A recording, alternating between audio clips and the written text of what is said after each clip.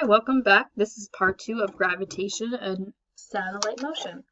So in the previous video, we ended on here is we were looking and playing with this program. So as a review, the force of gravity is the gravitational constant G times m1, m2, divided by the distances between them squared. So what this program is showing you is that calculation. So notice that this is a very small number, and that comes from the fact that G, the gravitational constant, is very, very small. It's times 10 to the negative 11th. So even if you have large masses, the effect of gravity can be quite small. So 50 kilograms represents a person, roughly. And if you notice that and then let's do a bigger person, there you go. And let's say they're about a meter apart. 2 meters apart, so like sitting in a classroom. So notice how small this force is. It's about 1, 2, 3, 4, 5, 6, 7, 8 times 10 to the negative 8. So when you're sitting in your classroom between somebody else and about 2 meters away, so from the front of the room, the back of the room, notice that there's little to no force. So that's why we're not like being compressed together, being attracted like that. Even if we were closer together, even if we were about an uncomfortable meter apart, okay? The force is still very small. So you don't really feel these forces unless you're incredibly close to each other or incredibly large. So even with 1,000, the force is still close to 0. See this with 1,000? So when 2 cars are next to each other, you still don't experience the force. The force is very small. However, if you use the size of the Earth, where the mass is to the 24th, then becomes substantial.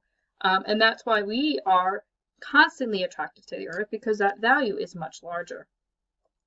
So here's just a sample problem of, what is the force of attraction between me and the stapler? So this is actually a very heavy stapler, so let's say it's a metal one. So notice, don't worry about these, are just indices. The force of gravity between me and the stapler. G times me times the stapler divided by the distance. So here is the gravitational constant, so just like pi, this is 6.67 to the negative 11th times 54 times 0.75 divided by 1 squared. When you get this, 2.7 to the negative 9th. So it's almost like I literally don't feel it. At this point, this is like a 0 force. So that's why that stapler doesn't come rushing toward me. Is the force the Earth pulls in the apple less, greater, or the same than the force that the apple exerts on the Earth? The answer is the same. Newton's third law of motion says that the force between any two objects is always the same. It's the same force. So we see that the Earth pulls on the apple just as much as the apple pulls on the Earth. But we see that the apple falls instead. Now the reason why is because the apple has much less mass. So even though they have the same force, they'll have different accelerations based on an object's mass. So that's why we don't see the Earth rushing up toward the apple, although it's technically true. It does ever so slightly, not noticeably though. So what we can do is we can calculate the force of the Earth on the apple. We could do that if we know the mass of the apple and the mass of the Earth.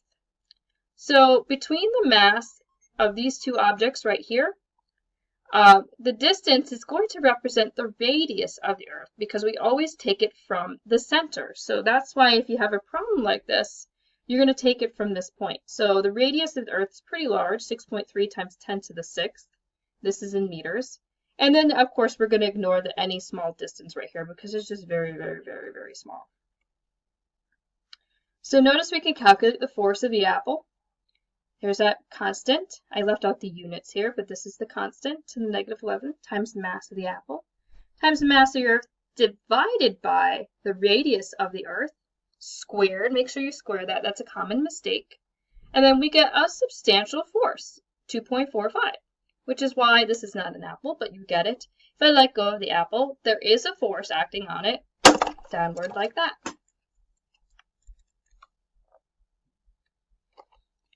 So I can actually do it, I could figure out the acceleration of the apple by F equals ma. So this is an interesting connection that we find here. So the force of the apple is what we just calculated. the mass of the apple, and then let's calculate that acceleration. So let's plug those numbers in, and when we do, oh, look at that. That's a special number, right? 9.81. The acceleration is acceleration due to gravity. We knew this already. But now you can see how we can get acceleration of the apple. Instead of just knowing it, we can actually calculate it using that force equation. And just for fun, let's calculate the acceleration of the Earth. How much does the Earth accelerate when the apple drops? According to Newton's third law and the law of gravitation, the force on the apple is the same as the apple on the Earth. So the apple is going to pull the Earth with 2.45. This is the same force. But the apple, oh, this should be the Earth, of course. Mass of the Earth, sorry about that. So we're going to calculate how much the Earth accelerates when the apple pulls on the Earth. So the mass of the Earth, change that to Earth, is this value. And if you notice, the acceleration is to negative 25th. So that's pretty much zero. But it does officially move. Not much, but very, very, very, very slightly. So yes, it does, but we don't see it. It's too small. It's literally too small. So interesting question. How far away from Earth do you have to go to feel no gravity? Well, we can't really use zero, so we're going to make a very small number. So this is pretty close to zero. So assume the mass of the Earth is this value, and let's use my mass of 54 kilograms. Let's see how far away I have to go to feel no force from this Earth right here. So as you can see, that I still, this is a very small force. But to go away, I basically is times 10 to the 24th. So that's almost officially out of our solar system.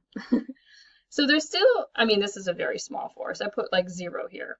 But you have to go far away to not feel the influence of the object. So there's still a force, but the forces are very small.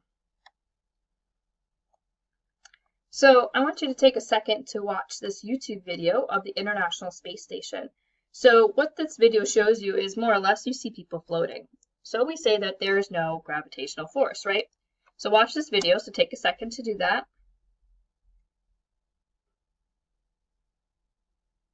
Okay, so I hope you paused the video and watched it. I hope you found it very entertaining. I really like this video. So let's go ahead and figure this out. The no gravity situation, right? So what we're going to do is calculate the gravitational force between the Earth and people on the space station, SS. So I look up this information. So these are all true values. So let's assume the mass of the person in the space station is 70 kilograms. Sorry, it might be covered by my video. The mass of the Earth is 5.94 to the 24th.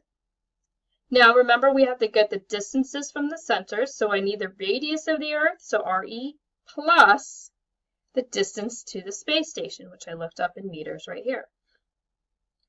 Here's the numbers. Force of gravity is 6.67 to the negative 11 times 70 times mass of the Earth. Notice I added those two together because I need that total distance from here to here. And when I did, I get the person on the International Space Station is 627 newtons. So that's not 0, right? That's actually pretty substantial. In fact, if I compare it to the weight of the person on Earth, it's 686. So what? That's like really crazy, right? So we have a person in space, and they have 91% of their weight on space. So people on the space station are not weightless. Notice that this is not 0. So what is going on? Well, it's not that they're weightless. They have weight. They have force. They're not in 0 gravity. They are experiencing the same acceleration as everything that is falling. So what happens is the International Space Station is orbiting the Earth, right? So you have the floor, you have the International Space Station. Well, typically, if I were to, start here, imagine my body was here, and I start to fall, you can see that, oops, I changed that, is that the person will hit the ground. I'm not going to do this because I don't want to drop my tablet, but you can imagine, what if I drop the tablet and the pen, right? They will do this. They'll go together. Let's see if I can do it again. So if the tablet goes, let's see if I can do it like this. Right? So if the floor is dropping and you are dropping at the same acceleration, then you appear weightless. So crazy. So the force normal is 0 because you're not ever hitting the ground. So what weightlessness is when the floor is falling at the same rate as you. Here's a quick example of weightlessness that you experience every day, or maybe on some days, not every day. So if you're in an elevator, right, and it's just staying there, you feel like you normally would on the ground. There's no extra forces acting, you just feel like you have weight. Now, if I pull up on the elevator, you feel heavier, right? Well, that's because the floor has to not only counteract your weight, but push you up. So you actually, even though you feel heavier, that's the floor pushing up on you. Pretty wild, right? So the floor is making you feel heavy.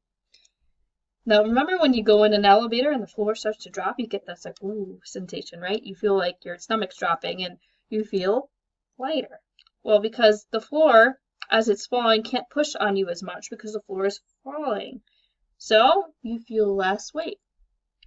Now, you shouldn't ever experience this part, hopefully.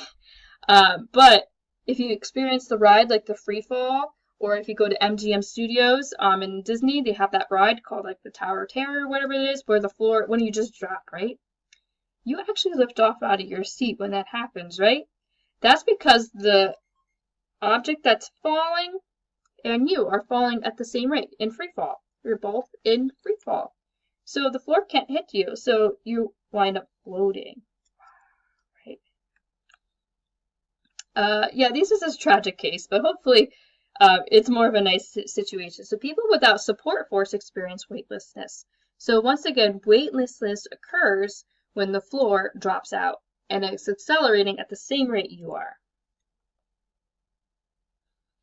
So another interesting question, what's the force of gravity in the center of the Earth? Well, as you might imagine, as you reduce the radius, it's going to be smaller, but also as you notice the graph right here, right? It's interesting. Now the first part of the graph we've already seen. This is 1 over r squared. But as we go to the center of the Earth, there's less mass. So it's hard to, let me see if I can draw on this. So what happens is, oops, I want to do that, okay. Oh, no, I wanted to draw on this. Let's try this again. And then move this out of the way. Okay, great. And then move this down. So what happens is, say I stand at some random location here, okay? This is a terrible circle, but you get the idea. And this is you standing there, okay? The force of gravity has to be between this mass and you. So that's going to be a force there. But also there's mass above you that can cancel out that force. So notice it's not getting stronger but weaker. And in fact, if you're at the center of the Earth, you have mass above you and mass below you, which is going to pull you in either direction. In fact, notice that at the center of the Earth, if you put right there, you'll experience no force. So you get kind of a weird effect here, but what it means is that you'll stay there stationary. So if you were to be able to do such a thing, if I put you right in the center of the Earth, you would just stay there because there's an equal amount of mass above and below you that's pulling on you. Now, if we put you slightly off, well, there's more mass down here than over here. So this will be a stronger pull, right? And less pull, so you'll start to go down.